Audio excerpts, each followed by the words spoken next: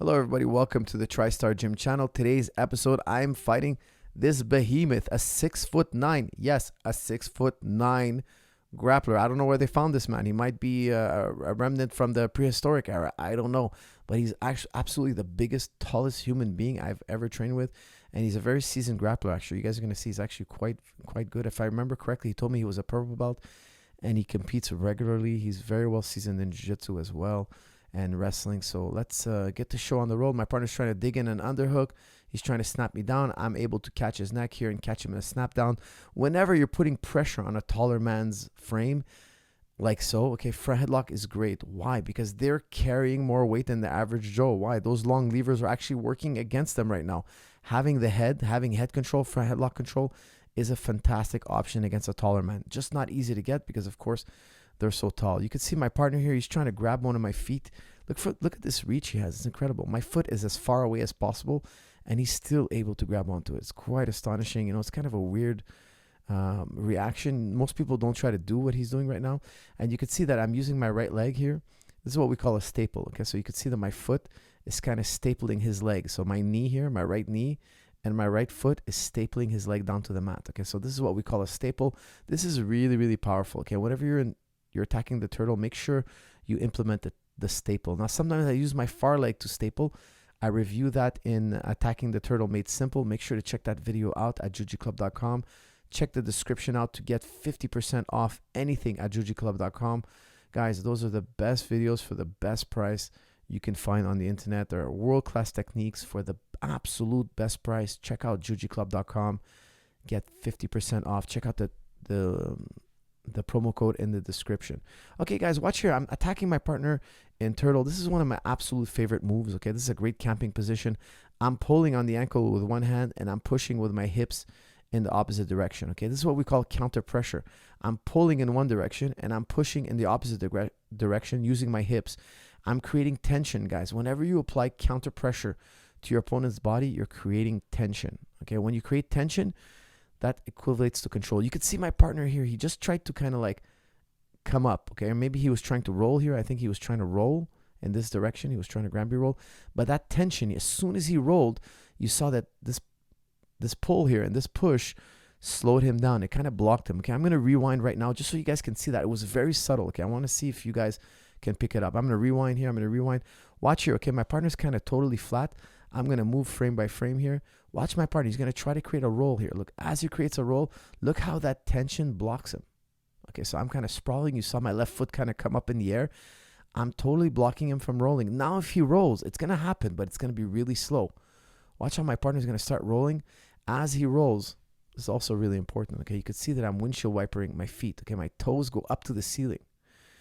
My knees are pinching towards one another. You can't see my left knee, but I'm pinching his hips. Okay, again, counter pressure. That creates tension on his hips. That's how I create control. Feet go up to the ceiling. That's called windshield wiper. Okay, why am I doing that? You could see that my opponent, look at his hand here. His hand is all the way over here. I don't know if you guys can see this, but this is his arm. His arm is all the way here, and that's his hand. He's looking for a foot to grab. He's looking for a foot to grab. He's rolling in this direction. Okay. And then he wants to grab one of my feet, but that's why I'm windshield wipering. Okay, I'm keeping my feet out of his grip. Okay, and from here I can start to attack my partner. You could see I'm stapling him. I'm using again the staple. Okay, so my leg here is stapling his left leg. I'm using the staple again. I'm trying to force him into a leg drag.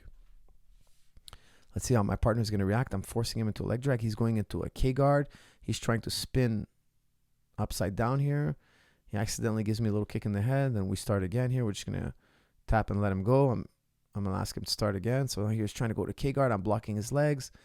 And here I'm going to change to a body lock position. Guys, if you follow me, you know I'm a big body lock passer. Okay, GSP, myself, all the TriStar gang, we love body lock passing. Make sure to pick up body lock passing made simple. We've been body lock passing for 20 years. It's absolutely phenomenal. Whether you're doing gi, no gi, or MMA, body lock passing is a must. Now, of course, loose passing is also super important. You're going to see a lot of loose passing as well. Both have to be trained. They work very well together. Okay, so here we're pummeling here, guys. My partner's in a knee shield. I don't want him to close guard. You can see he kind of tried to close guard, and I backed out. Here I'm doing an X pass, guys. Once you work the X pass, it could be very, very powerful. It's a very, very powerful pass here. My partner wrestles up beautifully. Look at that. Let's rewind here. I'm going to rewind. That was a beautiful wrestle up. Let's play that frame by frame. My partner's he's going to be on one hip. See how he's on one hip? He's doing it correctly. He's going to spring up. When he springs up, he's going underhook. And look at this. Look at this. This is quite special here. He's grabbing my foot. Look how far away he's grabbing my foot. Like, he caught me by surprise here. I tried to sprawl. I thought I had plenty of time to sprawl, but he has this reach. Look at this incredible reach. He's grabbing my ankle from afar, and now he's able to pull it out from under me, and wasn't able to finish the takedown, but still a beautiful wrestle up attempt here. All right, here we are. My partner's back in the whizzer. He does a type of Metzger type throw here. That's kind of a weird throw again. Let me rewind that. I'm not sure how he did it. This is, I think, was kind of a Metzger. Okay, it's not really exactly a Metzger because Metzger is not really done from this angle, but this is actually incredible because look at this reach he has. Look how his hand is behind my leg. You know, honestly, I don't think I've ever been thrown this way. You know, usually when you see this in wrestling, they go elbow deep. They don't use their hand. They go all the way elbow deep. And now look at this. He's going to reach from the farthest position. And look, I'm not a big fan of takedowns. Let me just rewind just a touch. Okay, guys, watch here. My partner's taking me down, and you could see as he takes me down, his hips are on the floor before mine.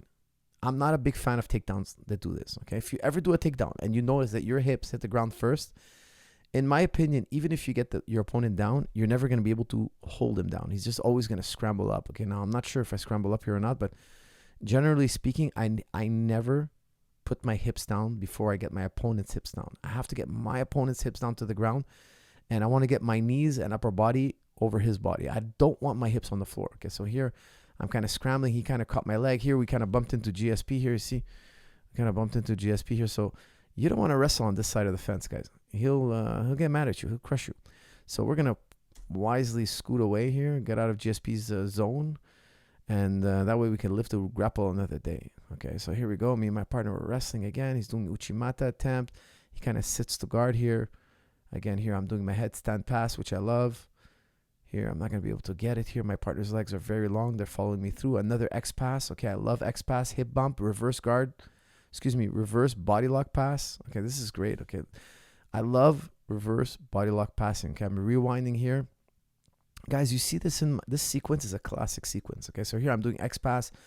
I have an X pass video, guys. Make sure to check it out. It's a phenomenal passing system. Here, I'm going to drive with my hips. He's trying to pummel his leg. And look how I drive with my hips.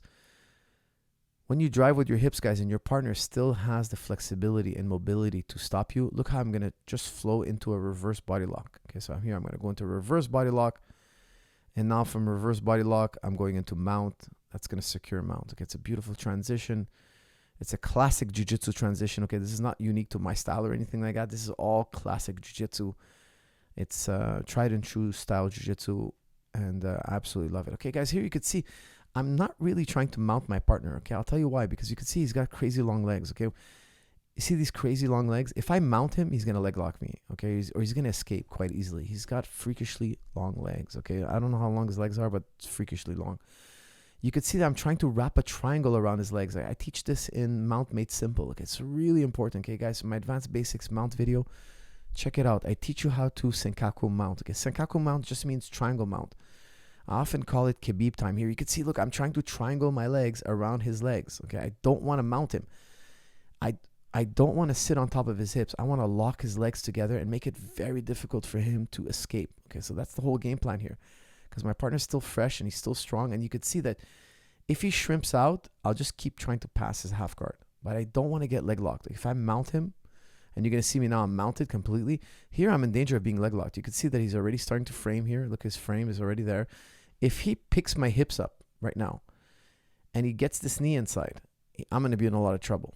Okay, so I don't want to get leg locked here. I have to be very careful here. He's framing my hips. I have to be very, very careful not to get leg locked. I'm probably going to dismount here.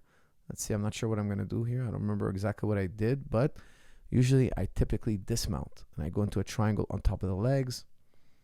Here, I must have felt that he's kind of tired, so I just stayed on in mount here. Let's see what he does. When you wrestle a tall guy like this, they have incredible bridges, right? They can bridge really, really high. So here I'm in high mount. This is a little unstable here for me. If he bridges here, which I'm sure it's going to come, I'll lock my feet behind his back here. Let's see. Usually when they bridge, I just lock my feet behind their back. It creates a major problem for them. And there you go. See, I can lock my feet behind him now. So it's going to be very hard for him to bump again. Now when he comes back down, Oh, here's a pretty good bump here. Let's see. Oh, I was able to stop him, I think. Here, I might sink back down to a triangle.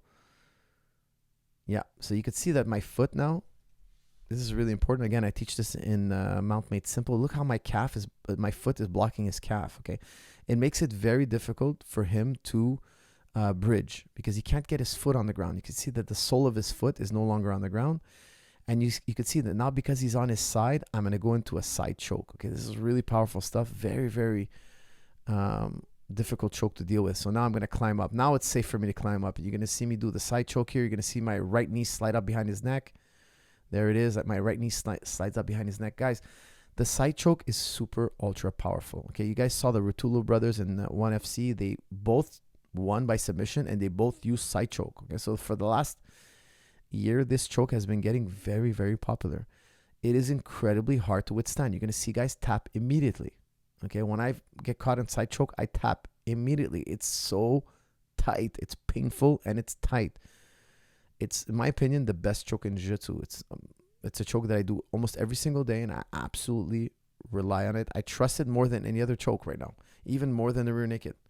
Okay, guys, here's a nice little tip for when you're wrestling a taller guy. Okay, so I'm gonna rewind this here, and you could see that I'm shooting a double. Okay, so when I shoot my double, whenever you have your head on your partner's right side, okay, you can see my head is on his right side. You want to block his left foot. Okay, so watch here. I'm gonna try to block this left foot.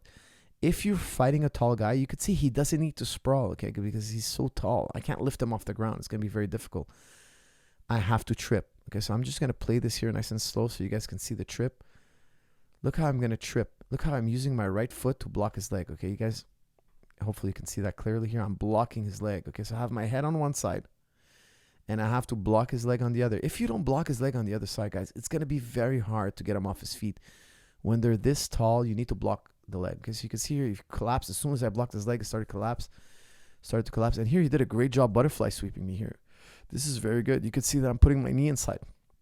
If I didn't get this knee inside right now, I would be in a lot of trouble. My partner would probably have me in a guillotine and I'd be mounted. Okay, I'm gonna replay that. Again, okay, because that's really, really important, guys. I'm just rewinding here. Whenever you double leg and you get swept like this, okay, he did a very good job pulling butterfly. He did a really, really smart job. Okay, you can see his butterfly hooks are there. He kicks me over. Whenever this happens, guys, you want to fall into a bridge. You want to land into a bridge. You could see that I missed the bridge. He threw me in a way that I lost my balance here, and I'm getting mounted here. He's rolling over. He's gonna mount. I need to get that right knee in badly right now. Okay, so luckily his legs are super long, and there's a lot of space for me to do it.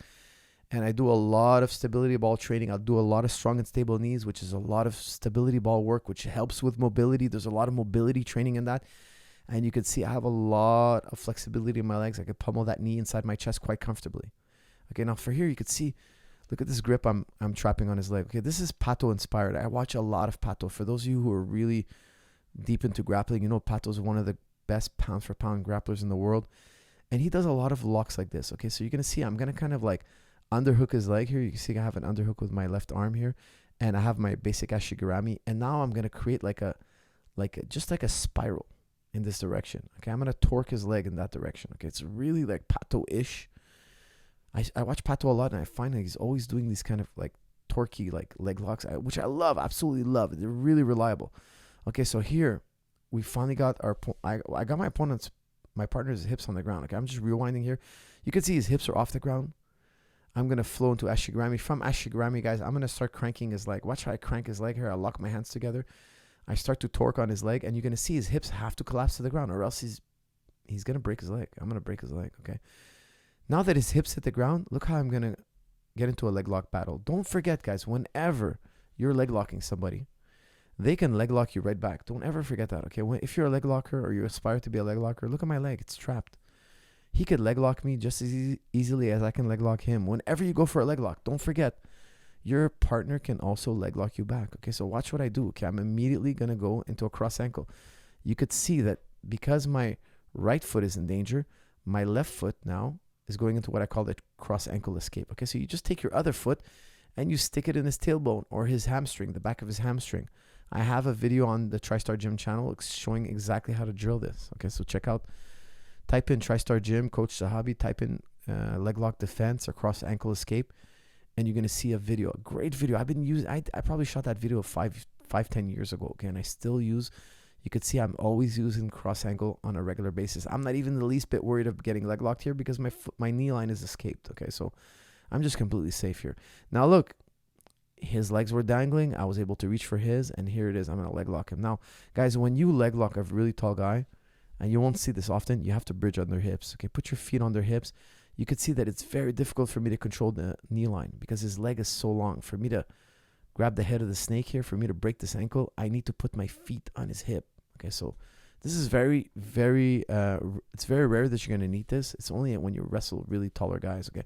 I'm just going to quickly replay that entire sequence. I'm not going to pause it now. I just want you guys to kind of like, just kind of notice these little details, okay? So here it is. I step on his foot. I get thrown over. I pummel my knee inside. I'm going to do the pato torque. Then I'm going to go into a cross ankle. From the cross ankle, I'm going to lock his leg, and I'm going to bridge off his hips so I can control his knee line. All right, so now we're, guys, by the way, when you fight somebody with really massive feet like that, they're easy to leg lock, okay? The hardest guys to leg lock in the gym are the guys with the smallest, shortest legs.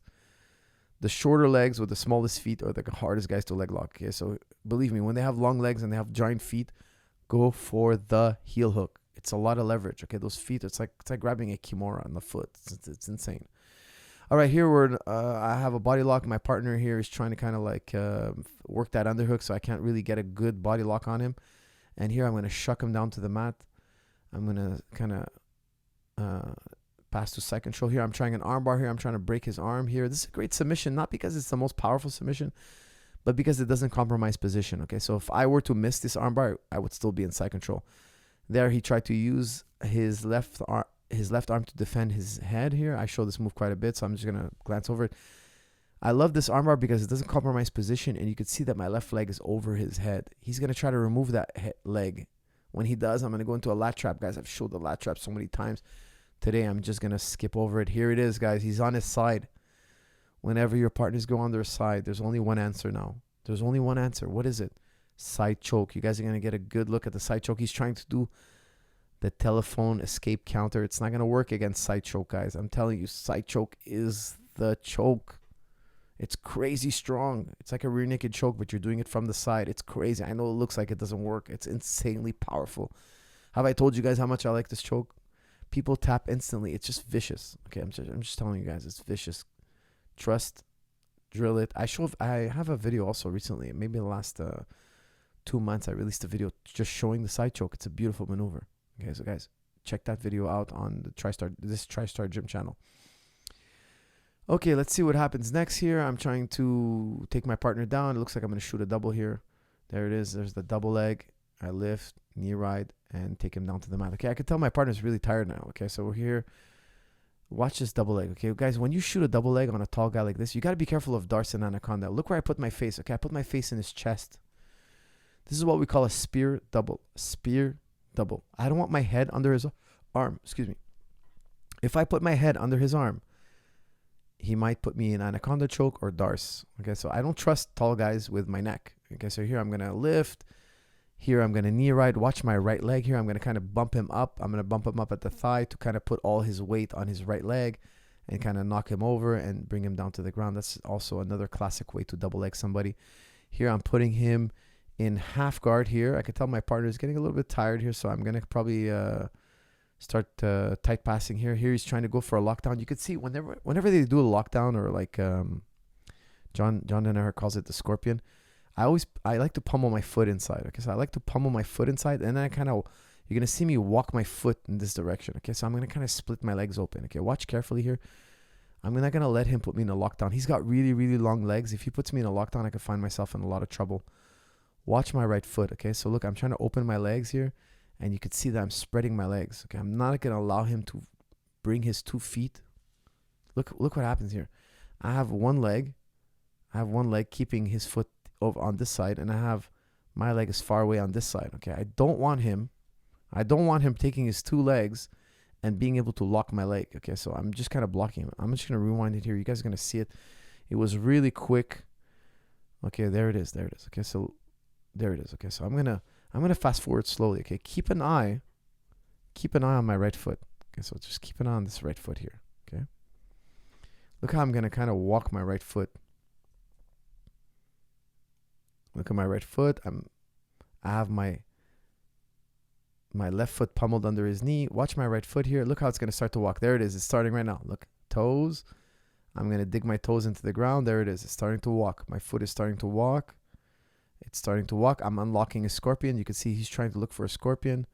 I'm unlocking a scorpion. Look how I'm walking my foot away. And now here it is. I separated my feet from his feet. It's kind of hard to say. I'd have to do a tutorial on this. Now my legs are separated. It's going to be very hard for him to to lock his scorpion, or lockdown as most people call it. And here I'm pummeling my foot, very GSP style. And I'm getting to mount. Okay, so here my partner's in mount. Guys, I'm just going to rewind. I noticed something while I was rolling here. I noticed something here. When did it happen here? Let me rewind. Okay, no, I passed it. Okay, here it is. Okay, here it is. Is this it? Okay, so here you can see in the background. Okay, guys, look. You can see in the background. Look here. You have GSP mounted on one of our students here. Okay, and you could see here he's gonna get bumped. Remember I was talking about like triangling the legs? Look how GSP is getting bumped. Okay, he's getting bumped, and I noticed. Look, he's gonna get bumped, and look at that. You see? This is what I was telling you guys about earlier. I don't like to mount because they bump and they put their knee inside. When they put their knee inside, look what happens. You're going to get swept, or you're going to get leg locked here. See, now GSP's kind of getting swept here, and he's getting his leg grabbed. You can see his leg is in the leg lock, possible leg lock scenario here. It's very, very dangerous to mount, okay? So I find mounting these days, I don't mount as much as I go Senkaku mount, where I wrap up the legs Khabib style. You know, Khabib, he did it to basically every single opponent he's ever fought. It's a fantastic way to control somebody. Okay, so we saw this part here. I'm just going to fast forward here. Here's me trying to pass, smash pass, and my partner is going to get mounted one last time. That's the end of the round. Guys, I hope you enjoyed this video. I love doing videos against bigger, stronger, like power lifters, giants, 6'10" guys, all sorts of behemoths, wrestlers, etc. So if you like these kind of videos, please leave a like and a comment and a share. Check out jujiclub.com. Go in the description, get the promo code, and get 50% off absolutely anything. Hope you guys enjoyed this video. All the best athletes around the world, they have the best posture and alignment. You can see here, Mr. George St. Pierre is doing a lot of what you're about to see in this video. His spine and his body is very well organized to generate power and to maximize his athletic ability. Where did he learn such a thing? Well, he learned it from traditional karate. The tradition of karate, they put a lot of attention on position and alignment and being organized, okay, how to organize your body. It's the same thing with ballet or gymnastics, okay. A lot of what you're going to see is not found in the exercise science books. It's found in the traditions of karate, martial arts, judo, boxing, wrestling, jiu-jitsu. The alignment is power. In our sport, in all sports, alignment is power, okay. So you'll see that the best athletes do exactly what you're about to see in this video. Knowingly or unknowingly, they all